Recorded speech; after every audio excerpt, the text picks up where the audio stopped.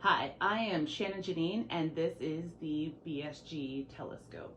The Telescope is an ongoing series where we will share BSG's latest research, insights, and our point of view around the issues and events impacting America today. So let's get started and talk about the economy. Just passing the 50-day mark of the Biden administration, the short and long-term economic optimism has remained steady. We asked 1,000 adults thinking about the U.S. economy over the next 6 and 12 months, are you optimistic or pessimistic? And on both the 6 and 12-month outlook, things are looking hopeful after a very long 2020 of chaos and uncertainty. We saw a spike in optimism after the November election, especially in the 12-month outlook at 63%. And now that the new administration is up and running, we're seeing a similar uptick in economic hope.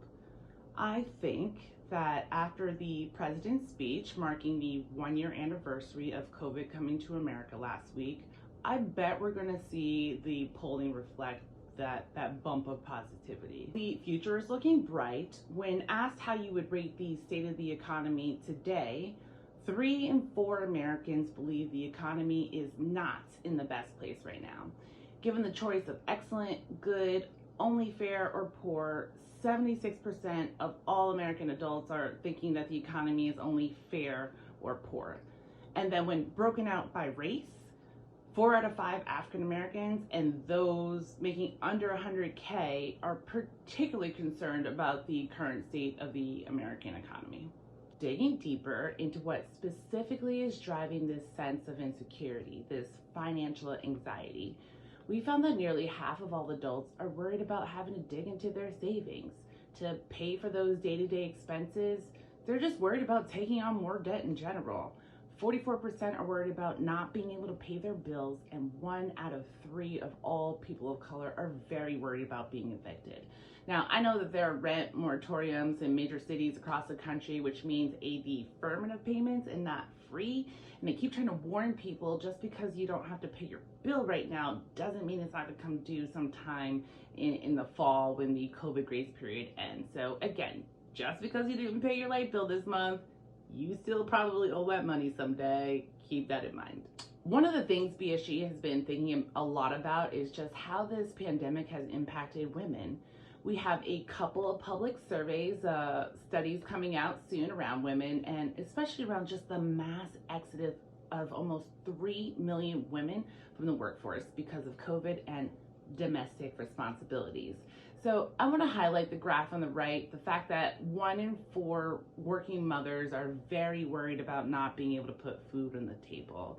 So, maybe this $1,400 stimulus check, which is already hitting bank accounts, and the very long overdue child tax benefit in this bill will help right the ship. But as the pandemic drags on, it's clear the economic impact of this pandemic will be a factor in a lot of American families and their fiscal futures for years to come. Which means it's going to be a long road to recovery. Among those who said the pandemic had a negative impact on their financial situation, we asked when you believe your personal financials will recover, and across the board, it's pretty clear. 2 out of 3 impacted saying it will take a year or longer to recoup, and 12% of African Americans saying they'll never recover financially from the damage done by the pandemic. Now, I pray that that is not the case. Biden's speech last week, again marking the 1-year anniversary of life in COVID, may be that hope injection we need to get back on track. He tied our ability to rebuild with an unprecedented mass vaccination of the nation, getting teachers vaccinated ASAP so we can reopen schools, meaning parents can get back to work, and thus uplifting our economy from the brink of collapse. The first step in what will surely be a marathon to get back to normal. So what I want to know next, will Biden's promise to have a vaccine for every adult by May continue to push this economic optimism?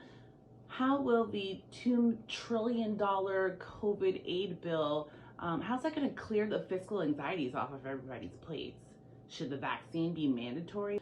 Well, we'll keep you posted on what we see next. I'm Shannon-Janean. This is the BSG Telescope. Be well, be kind, and give grace.